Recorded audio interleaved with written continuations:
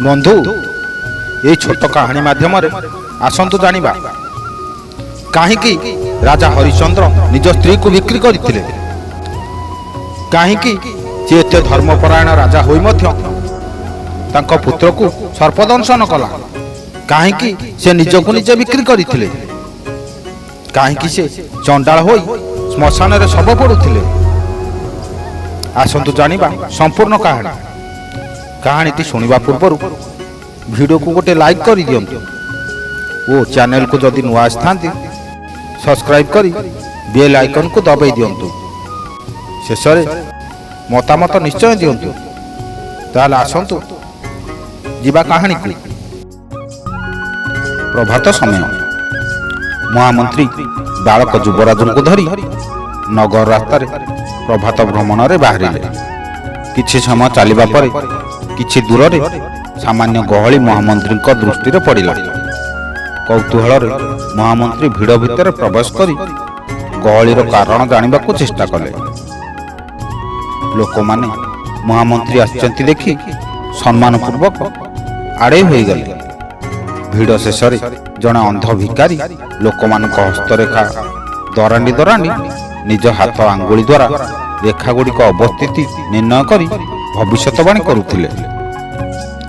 कौतूहल महामंत्री बालुत युवराजंकर हाथ अंध भिकारी आड़ को बढ़ाई देले। किछि समय निज हाथ आंगुली द्वारा युवराजंक हस्तरक्षा गवेषणा करबा परे ऊपर को चाहि भिकारी जनक शांत और शक्त स्वर कहबाको आरंभ कले। ये बालक एक सम्भ्रांत और उच्च घरर संतान, संभवतः राजकुमार। भविष्य उत्तम शिक्षा ग्रहण पर यार राज्याभिषेक हेब। ये बालक केवल राजा नुहे राज चक्रवर्ती हेबे। किंतु किंतु किंतु पुणी कौन? महामंत्री कौतूहल पचारि। भिकारी जनक कहले, तापरे ये बालकर दुर्भाग्य समय आरंभ हेब। शनि महादशा आरंभ हेब। शनि महादशा आरंभ हेबा मात्रे राज्य जीव राजगादी हराइबे, निज स्त्री को बिक्री करिबे, एकमात्र पुत्रर मृत्यु हेब। सेतिकी थाउ।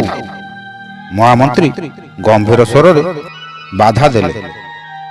राजकुमार हाथ को भिकारी हाथरू भिड़ी आनी महामंत्री राजप्रसाद को चली गले। राजकुमार को नर रे छाड़ी महामंत्री निज घर को चली गले।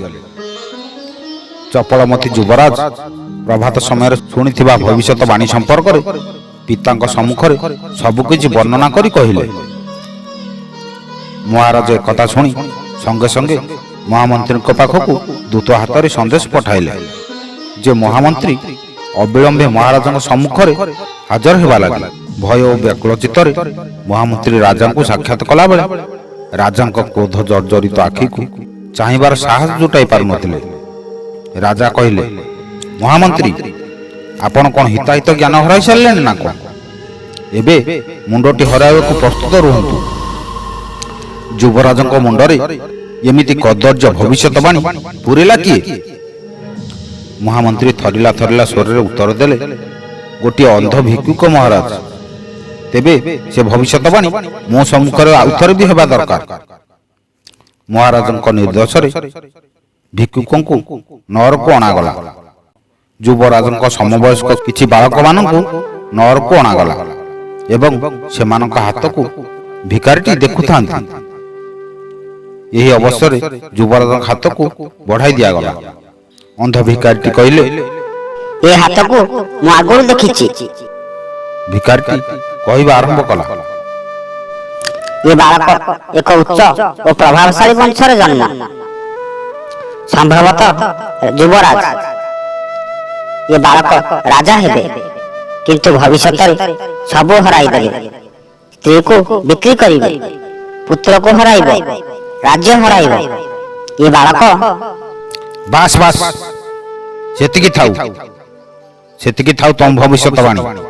महाराज गर्जन कले, ये अंधर मुंड काट करा जाऊ। उपस्थित अमात्य वर्ग मध्य मृदु गुंजरण खेलीगला। ମୁଖ୍ୟ ଅମାତ୍ୟ ସାହସ ସଞ୍ଚୟ କରି କହିଲେ, ନା ମହାରାଜ, ଏ ଅନ୍ଧ ଭିକାରୀର ମୁଣ୍ଡ କାଟ କରିବା ଶାସ୍ତ୍ର ସମ୍ମତ ନୁହେଁ। ତେବେ ଆଜୀବନ କାରାଦଣ୍ଡ ଦିଆଯାଉ। ମହାରାଜଙ୍କ ଆଦେଶ ତତ୍କ୍ଷଣାତ୍ ପାଳନ ହେଲା। ଏମିତି ସମୟ ଗଡ଼ି ଚାଲିଲା। ସେଦିନର ବାଳକ ଏବେ ମହାରାଜ, ସତ୍ୟ ଓ ନ୍ୟାୟର ପ୍ରତୀକ।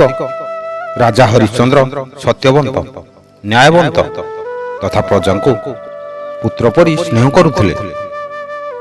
ଦାନୀପଣରେ ବିଖ୍ୟାତ ଥିଲେ ସେ। ରାଣୀ ସବ୍ୟା ଓ ରାଜକୁମାର ରୋହିତଙ୍କୁ ନେଇ ସେ ରାଜ୍ୟ ଶାସନ କରୁଥିଲେ। ଦିନେ ପ୍ରଭାତରୁ ରାଜା ହରିଶ୍ଚନ୍ଦ୍ର ସୈନ୍ୟ ସହିତ ମୃଗୟାକୁ ଯାଇଥିଲେ। ଯିବା ବାଟରେ ଗୋଟିଏ ଉଦ୍ୟାନରୁ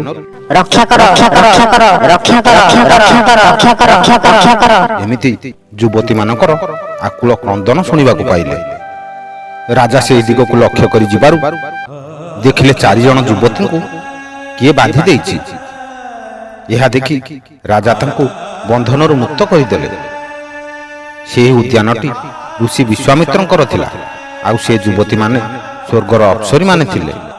ସେମାନଙ୍କୁ ଋଷି ବିଶ୍ୱାମିତ୍ର ଫୁଲ ଚୋରି ଅଭିଯୋଗରେ ବାନ୍ଧି ଦେଇଥିଲେ।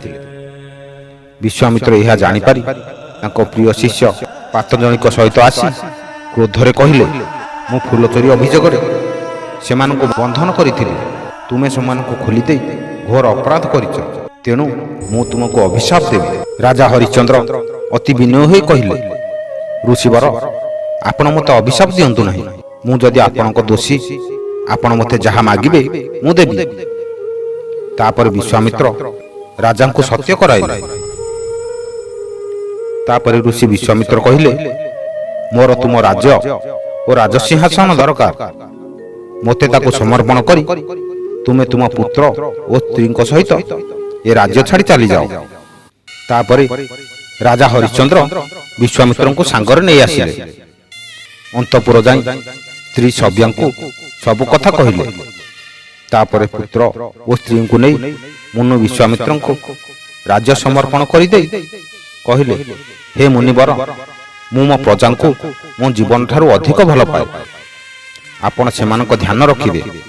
ଘଟଣା ଚକ୍ରରେ ବିଶ୍ୱାମିତ୍ରଙ୍କୁ ନିଜ ରାଜ୍ୟ ଦାନ କରି ସାରିବା ପରେ ନିୟମ ମୁତାବକ କାରାଗାରରୁ ସମସ୍ତ ବନ୍ଦୀଙ୍କୁ ମୁକ୍ତ କରିବା ଲାଗି ନିର୍ଦ୍ଦେଶ ଦେଲେ। ସ୍ୱହସ୍ତରେ ଏକ ନିର୍ଦ୍ଦିଷ୍ଟ ବନ୍ଦୀଙ୍କୁ ମୁକ୍ତ କରିବା ଲାଗି ରାଜା କାରାଗାରରେ ଉପସ୍ଥିତ ହେଲେ। ସେ ବନ୍ଦୀ ଜଣକ ଥିଲେ 25 ବର୍ଷ ତଳେ ଭବିଷ୍ୟତବାଣୀ କରିଥିବା ଅନ୍ଧ ଭିକାରୀ। ରାଜା ହରିଶ୍ଚନ୍ଦ୍ର ଯାଇ ସେ ଭିକାରୀକୁ କହିଲେ, ବାବା, ମୋତେ କ୍ଷମା କରିଦିଅନ୍ତୁ। ଆପଣଙ୍କର ଭବିଷ୍ୟତବାଣୀ ଏବେ ସତ ହେବାକୁ ଲାଗିଛି। ଏବେ ଆପଣ ମୁକ୍ତ। ଥର ଥର ହାତରେ ବୃଦ୍ଧ ଅନ୍ଧ ରାଜା ହରିଶ୍ଚନ୍ଦ୍ରଙ୍କ ହାତ ଧରି ହସ୍ତରେଖା ଉପରେ ଆଙ୍ଗୁଳି ସଞ୍ଚାଳନ କରୁଥିଲେ। ଜ୍ୟୋତିର୍ହୀନ ଚକ୍ଷୁ ଧୀରେ ଧୀରେ ଚମକିବା ଆରମ୍ଭ କରୁଥିଲା। ମହାରାଜ, ମୋର ଦୁର୍ଭାଗ୍ୟ, ମୋତେ ଆପଣଙ୍କୁ ଆଗରୁ କହିବାକୁ ସୁଯୋଗ ମିଳିଲାନି। ବିଧିର ବିଧାନ ବଡ଼ ବିଚିତ୍ର। ଆପଣଙ୍କ ପ୍ରାରବ୍ଧ କର୍ମଫଳ ଆପଣଙ୍କୁ ଭୋଗ କରିବାକୁ ପଡ଼ିବ। ତେବେ ଆପଣଙ୍କର ସତ୍ୟବାଦିତା ଓ ଦାନଶୀଳତା ବ୍ୟର୍ଥ ଯିବ ନାହିଁ। ଆପଣ ସବୁକିଛି ଫେରି ପାଇବେ। କିନ୍ତୁ କେବେ ଓ କିପରି ଏହା କହିବା ମୋ ସାଧ୍ୟ ବାହାରେ। ରାଜା ବାଷ୍ପରୁଦ୍ଧ କଣ୍ଠରେ କହିଲେ, ମହାଭାଗ, ଏବେ ଆପଣଙ୍କର ଗନ୍ତବ୍ୟ ସ୍ଥାନ କୁହନ୍ତୁ। ମୁଁ ଆପଣଙ୍କୁ ଛାଡ଼ିଦେବାର ବ୍ୟବସ୍ଥା କରିଦେବି। ଭିକାରୀ କହିଲେ, ନା ମହାରାଜ, ମୋର ଶେଷ ସମୟ ନିକଟସ୍ଥ। ଏବେ କେଉଁଆଡ଼େ ଯିବି? ଗୋଟିଏ ଅନ୍ଧ ପାଇଁ କାରାଗାର ବା ବାହ୍ୟ ସ୍ୱାଧୀନତା ଭିତରେ କୌଣସି ଅନ୍ତର ନାହିଁ।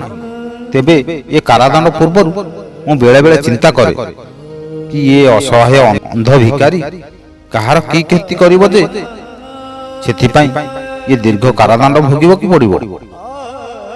ମୋତେ ଏଇଠାରେ ଏ କାରାଗାର ଭିତରେ ରହିବାକୁ ଅନୁମତି ଦିଅନ୍ତୁ। ଏହା ହିଁ ମୋର ପ୍ରାରବ୍ଧ। ରାଜା ଅନ୍ଧ ଭିକାରୀଙ୍କ ଠାରୁ ବିଦାୟ ନେଇ ବିଶ୍ୱାମିତ୍ରଙ୍କୁ ରାଜ୍ୟ ଓ ରାଜଗାଦି ହସ୍ତାନ୍ତର କରି ନିଜ ସ୍ତ୍ରୀ ପୁତ୍ରଙ୍କୁ ସାଙ୍ଗରେ ଧରି ରାଜମହଲ ତ୍ୟାଗ କରି ରାଜରାସ୍ତାକୁ ଚାଲି ଆସିଲେ। ଆପଣଙ୍କ ବହୁମୂଲ୍ୟ ସମୟ ଦେଇ ଭିଡ଼ିଓ ଦେଖିଥିବାରୁ ଧନ୍ୟବାଦ। ଜୟ ଶ୍ରୀକୃଷ୍ଣ। ନମସ୍କାର।